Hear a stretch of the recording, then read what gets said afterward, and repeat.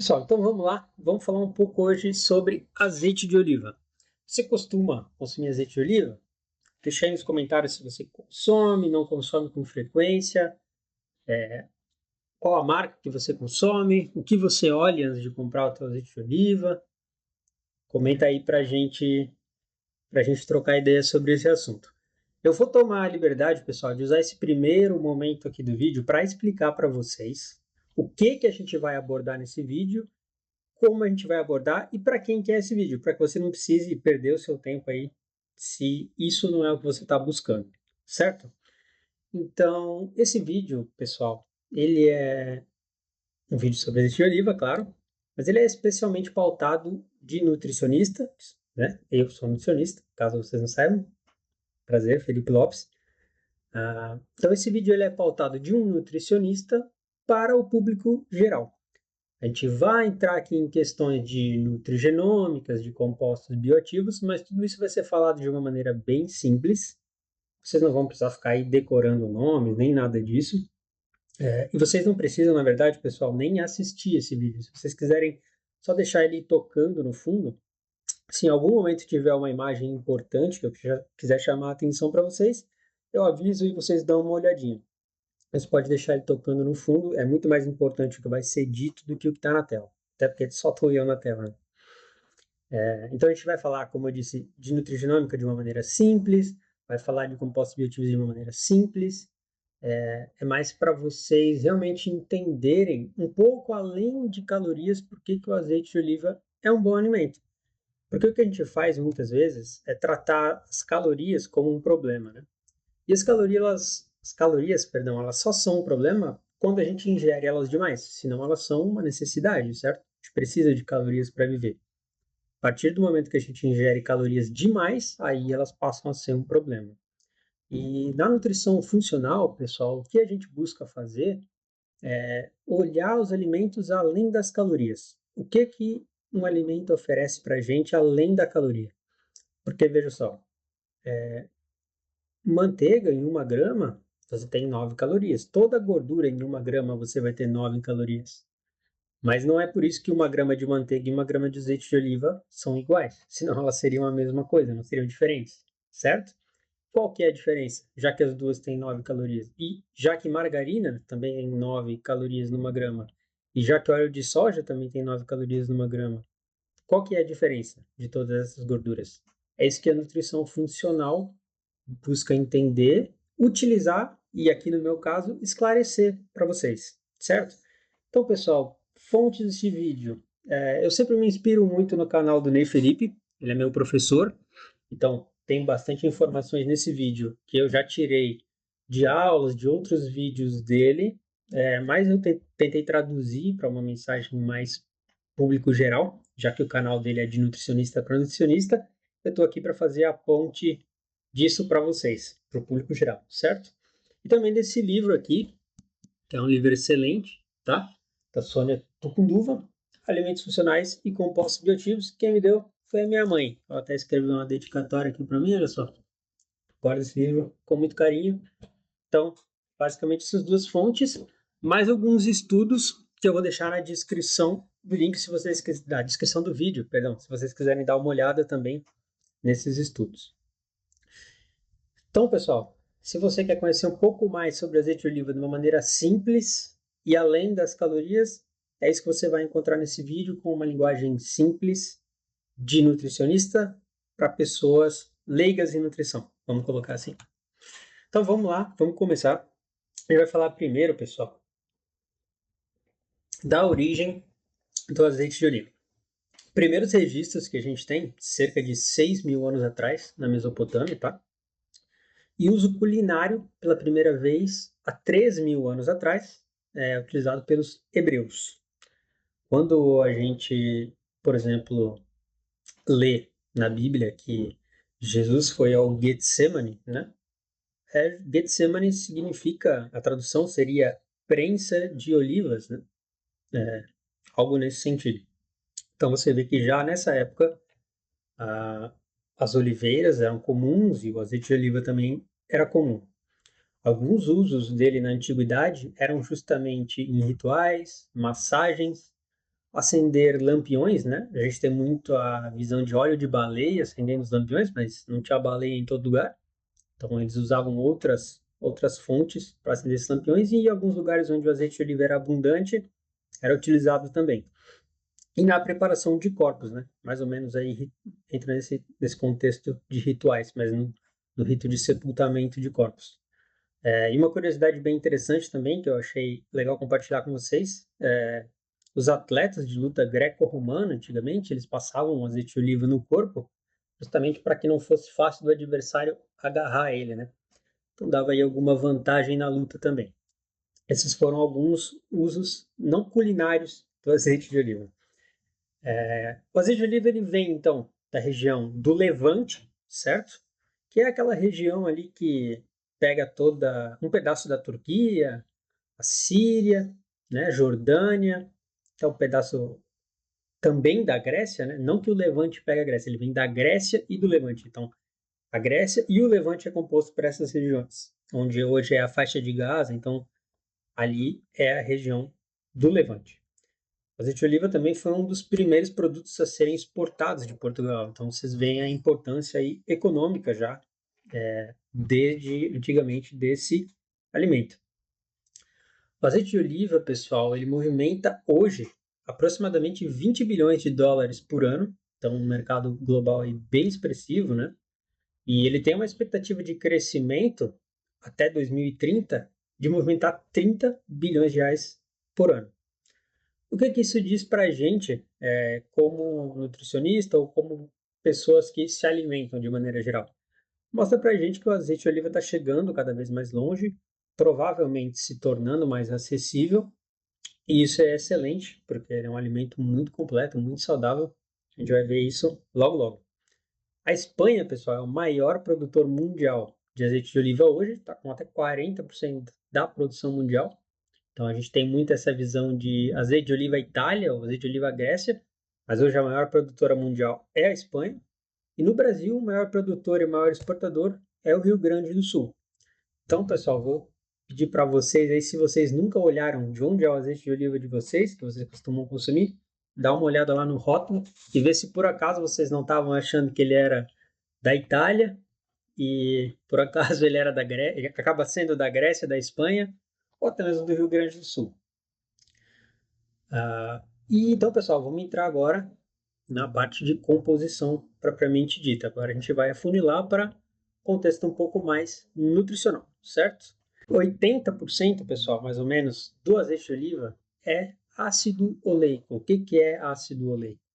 Vai começar os nomes difíceis agora, né? Mas não precisa se preocupar. O ácido oleico é o ômega 9. O ômega 9 é um dos tipos de gordura insaturada que a gente tem.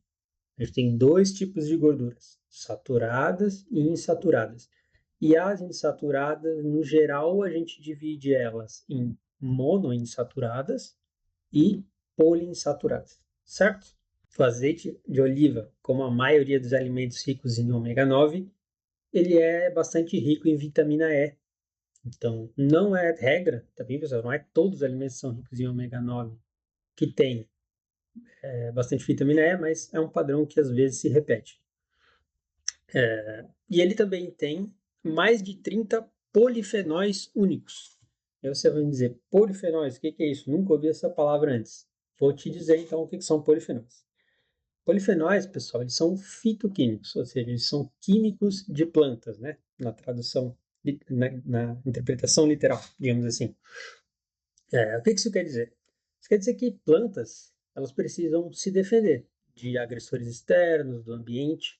A gente, quando a gente precisa se defender, a gente pode lutar, a gente tem braço, tem perna para correr, se for o caso, mas as plantas normalmente não têm. Né? Normalmente não, as plantas não têm, né? Então, elas precisam arranjar uma forma de se defender do ambiente. E, normalmente, o que essas plantas fazem é desenvolver esses compostos que são, normalmente, vamos colocar assim, que são venenos, né? Por exemplo, quando você corta a cebola e chora, isso é um exemplo de uma forma de defesa da cebola. Ela produz esse ácido para que você corte ela, aquilo causa um estresse nos teus olhos e você, em teoria, não vai cortar mais cebolas, porque você aprendeu que aquilo te machuca. Acontece que o nosso corpo, o nosso organismo, ele consegue utilizar esses fitoquímicos para melhorar a saúde dele de longo prazo. Como é que isso acontece? De uma maneira muito simples. Eu vou fazer um paralelo para vocês entenderem. Quando você vai na academia e você treina musculação, lá na musculação, enquanto você está fazendo o exercício, você não está construindo músculo, você está destruindo. Acontece que você destrói um pouquinho, né? Você machuca um pouquinho o seu músculo e depois com a alimentação e com o descanso, o teu corpo entende que ele precisa reforçar aquela musculatura e por causa dessa sinalização do treino, ele constrói ela de uma maneira mais reforçada, digamos assim. Então, o treino, como resultado final, ele acaba gerando, né, criando musculatura. Mas lá no momento do treino, aquilo é um estresse que destrói a tua musculatura. E os fitoquímicos é a mesma coisa, eles são um veneno em dose homeopática, certo? Então eles vêm, causam um pequeno estresse, teu organismo reage e essa reação é um produto positivo que melhora a tua saúde de longo prazo. É isso que os fitoquímicos fazem. Então, pessoal, o azeite de oliva, como vocês viram, rico em ômega 9, que é muito bom, já que nas guidelines geral, nas diretrizes gerais, a gente busca diminuir as gorduras saturadas e aumentar as insaturadas, certo? Significa que a gente tem que parar de comer gordura saturada? Não. Pessoal da dieta carnívora, que são tudo maluco, não venham me tacar pedra, pelo amor de Deus. Vocês estão errados, mas não é esse o ponto. O ponto é que você pode comer gordura saturada. Existe um percentual de 10% das calorias do dia, que se você consumir essas 10% das calorias do dia em gorduras saturadas, não vai ser algo prejudicial para a tua saúde. Mais do que isso, segundo as guidelines, passa a ser um problema. Então você não precisa parar de comer, basta que você coma de maneira adequada. E o azeite de oliva, como a gente viu, por ser 80% composto de ômega 9, que é uma gordura insaturada, monoinsaturada, passa a ser uma opção muito interessante, então, para a nossa saúde de longo prazo. Como a gente comentou também, rico em vitamina E, e daí vem um pouco da ação antioxidante do azeite de oliva, né? A gente costuma associar que o azeite de oliva é antioxidante só por causa da vitamina E, mas isso não é verdade. Um pouco da ação antioxidante dele é por causa da vitamina E, sim, mas muito da ação antioxidante dele vem dos fitoquímicos presentes nele, que a gente vai falar um pouquinho mais à frente. Antes, para esclarecer, eu gostaria de tentar dar uma explicação rápida para vocês de o que é antioxidante. Então, algo que é antioxidante, ele trabalha combatendo os radicais livres do nosso organismo. O que são radicais livres? Então, para a gente tentar entender de uma maneira simples. Radicais livres são moléculas que elas estão instáveis. O número de elétrons delas, ele está ímpar. Ou seja, em vez dela ter lá 8 elétrons, ela vai ter 9 ou 7, por exemplo, certo? Uma molécula estável, não sei se você lembra disso da época da escola, ela vai ter 8 elétrons. Então, se ela tiver com 7 ou com 9, ela vai estar instável. Isso é um radical livre, é uma molécula instável. E o que ela precisa fazer? Ela precisa se tornar estável novamente. Então, ela precisa, se ela tem 7, pegar um elétron de outra molécula, ou se ela tem 9, ela precisa doar esse elétron para outra molécula. Acontece que esse processo, frequentemente, acaba matando uma outra célula tua, certo? Esse processo de doar um elétron para uma outra célula ou tomar um elétron de outra célula acaba matando essa outra célula. Então, quando a gente fala de alimentos antioxidantes, o que que isso quer dizer? Isso quer dizer que esses alimentos ricos em antioxidantes, eles vão morrer primeiro que a tua célula. Esse radical livre vai encostar lá na tua célula, sei lá, na célula do teu coração, e vai querer se tornar estável, querendo mexer com ela, pegar ou dar um elétron para ela, e matando ela no processo. O que acontece é que esse alimento antioxidante ele vai se enfiar no meio e vai se sacrificar. Tipo assim, ele vai morrer no lugar. Essa palavra é ruim aqui no YouTube, né? Ele vai. Essa célula vai se destruir no lugar de uma célula de algum órgão teu, ou algo assim. Então, é isso que é um alimento antioxidante, é um alimento que preserva uma célula tua se livrando de um radical livre no processo. É isso que ele faz, certo? E claro, radicais livres eles surgem no nosso metabolismo de forma natural, por alguns processos, mas a produção deles é aumentada com fatores externos. Então, uma má alimentação, a própria poluição do ambiente, consumo de álcool, sol em excesso, todos esses fatores são fatores que aumentam os radicais livres no nosso corpo. E agora a gente vai falar um pouquinho então dos efeitos do ômega 9. A gente viu que 80% do azeite de oliva é ômega 9, né? Então agora a gente vai tentar entender por que isso é bom. O ômega 9, pessoal, ele melhora a nossa flexibilidade vascular. O que isso significa? Que a nossa capacidade, digamos assim, que a saúde das nossas veias e artérias melhora. Vamos colocar de uma maneira simples, certo? Ele também regula a nossa pressão arterial. Então, um alimento interessante aí para quem sofre de pressão alta, né, hipertensão, e ele diminui também as moléculas pró-inflamatórias, certo? E o ácido oleico, pessoal, como a gente viu, que é o ômega 9, ele faz uma coisa muito interessante que é estimular a PGC1-alfa. O que a PGC1-alfa faz? Ela é responsável por sinalizar no nosso núcleo, né, no núcleo das nossas células, a biogênese mitocondrial. Biogênese mitocondrial sugere a criação de novas mitocôndrias, certo? Que é verdade, mas não só, porque também a biogênese mitocondrial também pode se referir à reparação de mitocôndrias. Então pode ter uma mitocôndria que está lá doente, pequenininha, e ela fica grandona, então isso é ótimo. Então biogênese não é necessariamente só criar novas, é também reparar mitocôndrias danificadas. E isso implica na qualidade da nossa energia celular, enfim. A gente consegue oxidar a gordura melhor. Mitocôndria afeta a nossa saúde de diversas formas. A gente quer mitocôndrias grandonas, sempre, certo?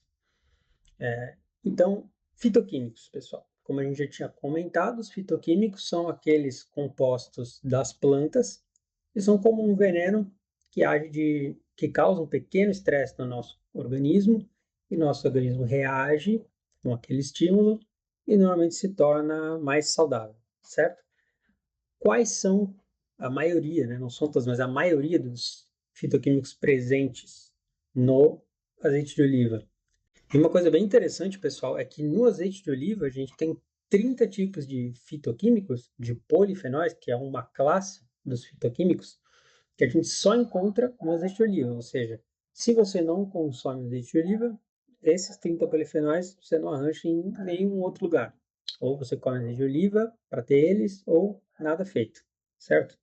Alguns desses, que são específicos do azeite de oliva, que são muito interessantes, são o hidroxitirosol, tirosol, oleuropeína e o óleo cantal. Esses 4 nomezinhos difíceis aí, mas você não precisa decorar, basta saber que eles existem, eles são polifenóis, certo? O que é muito interessante, pessoal, é que esses polifenóis do azeite de oliva, eles têm uma biodisponibilidade bem alta, que é cerca de 40 a 95%.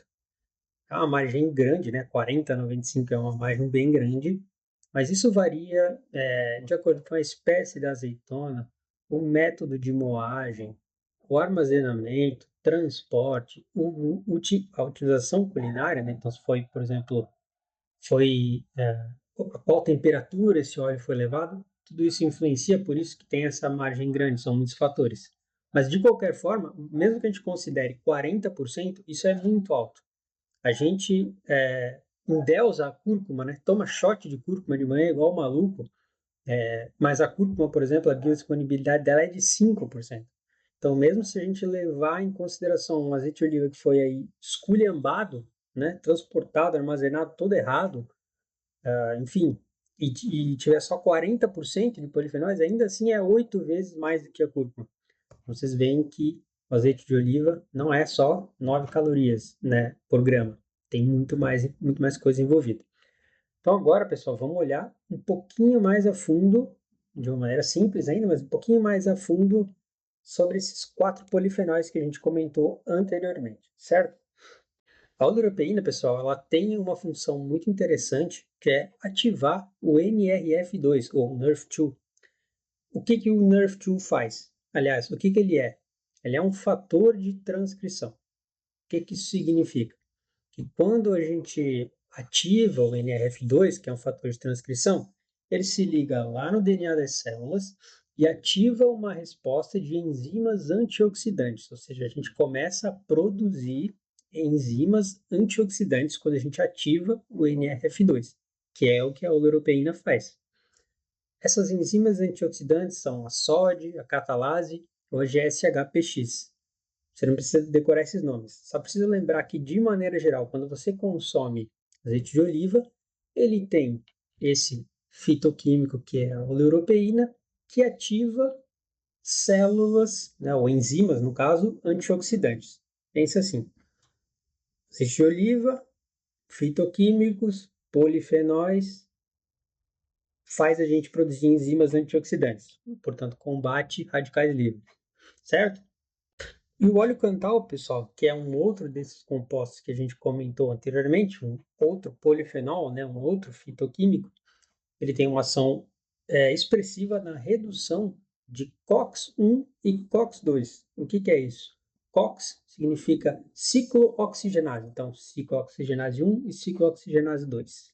Você não precisa saber mais do que o COX-1 e a COX-1, né, e a COX-2, elas têm ou elas desencadeiam uma ação anti-inflamatória bem grande. E isso aí é bem interessante, né? Então você vê que o azeite de oliva, ele é, além das 9 calorias por grama que ele promove para a gente ação antioxidante, promove para a gente redução da inflamação sistêmica, que é uma coisa, por exemplo, se a gente for olhar 1 grama de manteiga, como a manteiga é um produto animal, ela não tem fitoquímicos. Ela tem alguns zooquímicos, sim, mas ela não tem fitoquímicos, principalmente não que fazem isso. A manteiga, de maneira geral, ela vai aumentar os radicais livres e aumentar a inflamação, ou com as mesmas 9 calorias de 1 grama.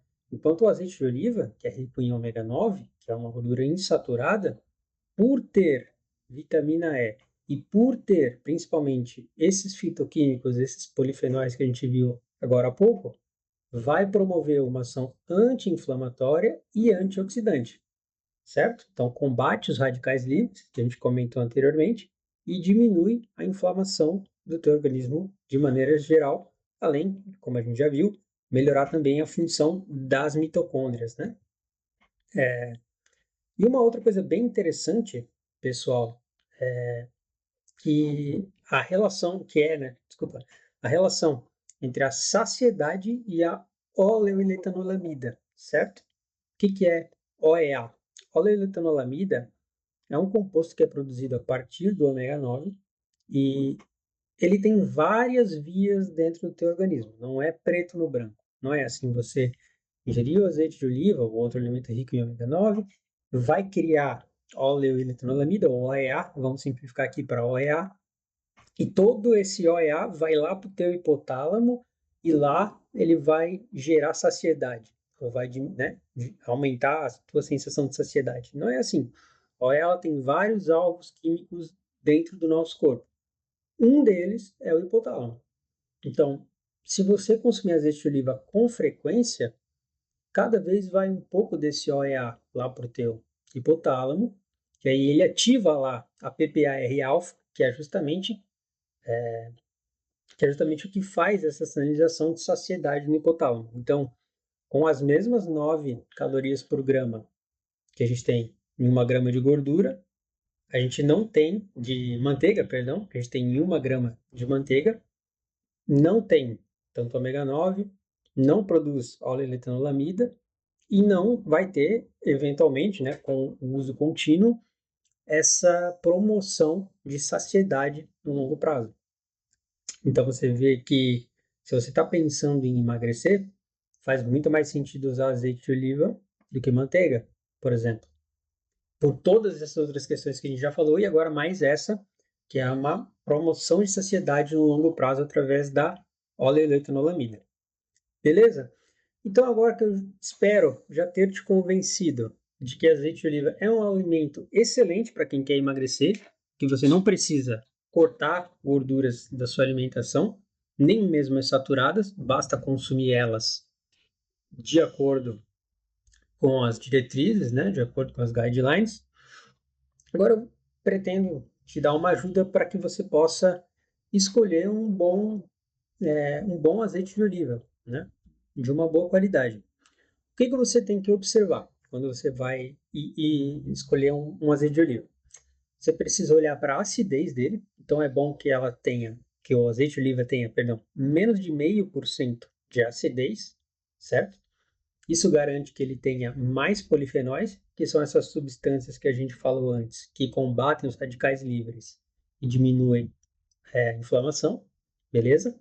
Então, menos 0,5 ou menos de acidez, tá? 0,5 já é beleza.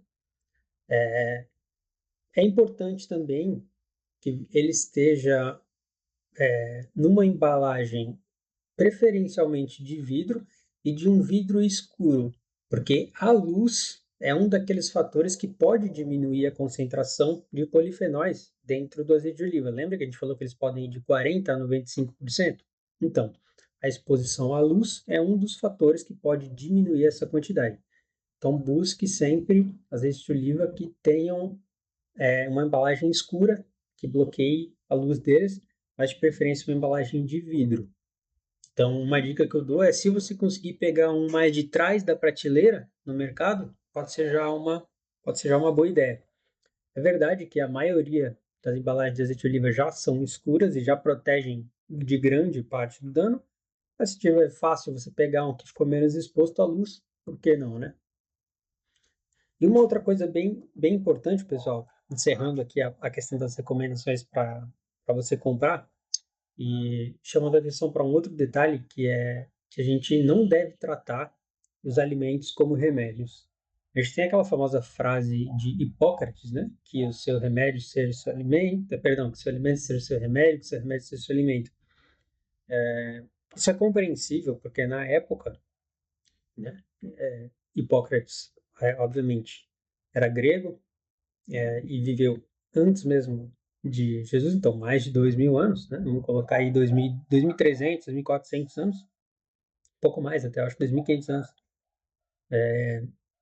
E na época dele não existia remédio, certo? Os remédios eram chás, compostos de plantas, esse tipo de coisa. Realmente não existiam remédios. Mas hoje existe, certo? Hoje em dia a gente tem remédios.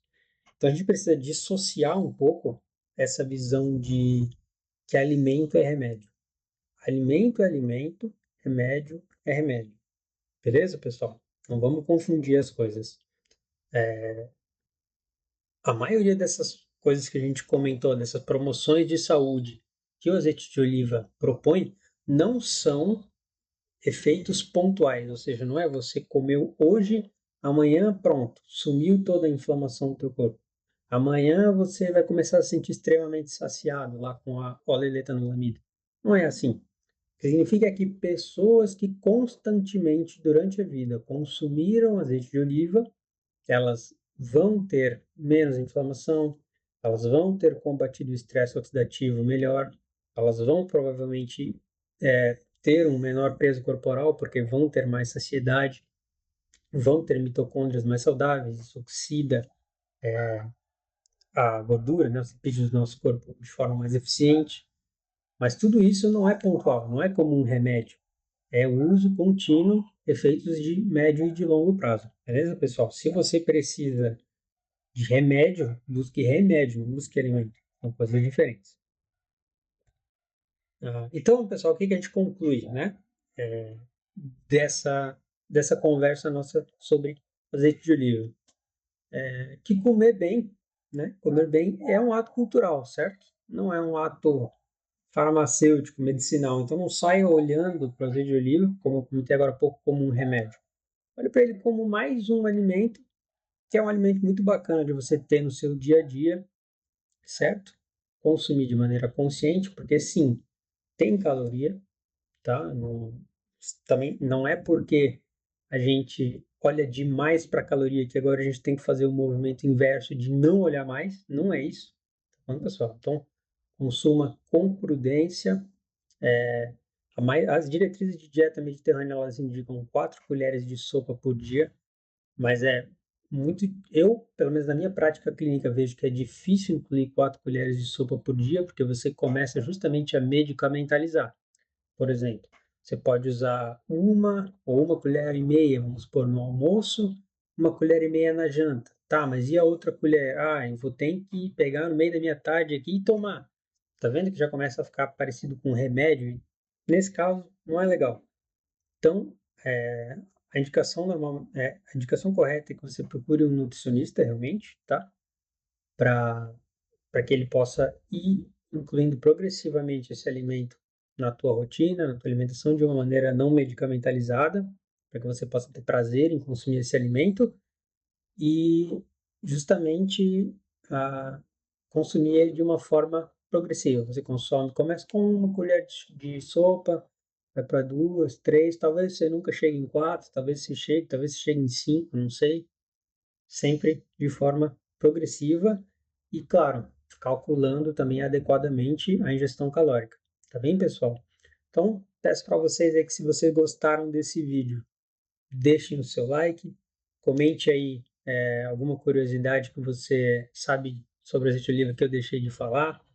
Comente aí se você ficou com alguma dúvida, tá? Se você, não entendi muito bem a parte da inflamação, a parte dos radicais livres, não entendi muito bem. Você pode deixar um comentário aí que se eu ver eu te respondo, ou se você quiser, você pode também me chamar lá no Instagram, que está aqui no comentário fixado, ou na descrição, ou vou tentar deixar nos dois, mas enfim, dê uma olhada na descrição, no comentário fixado. Não deixe de me seguir lá também, porque lá eu posto com mais frequência. E deixe também aí nos comentários se você tem algum outro alimento que você gostaria de conhecer, né? Dessa maneira, dá uma olhada para ele com um pouco mais de profundidade. Pode ser um alimento que você já consome, mas não conhece tão bem, um alimento que todo mundo fala que é bom consumir, mas você não entende por quê, e daí você gostaria de conhecer um pouco mais. Enfim, deixe aí embaixo sugestões de alimentos para a gente poder fazer novos vídeos e trocar conhecimento aí sobre esses alimentos, sobre uma coisa tão boa que a gente faz, que é comer. Certo, pessoal? Um abraço e até a próxima.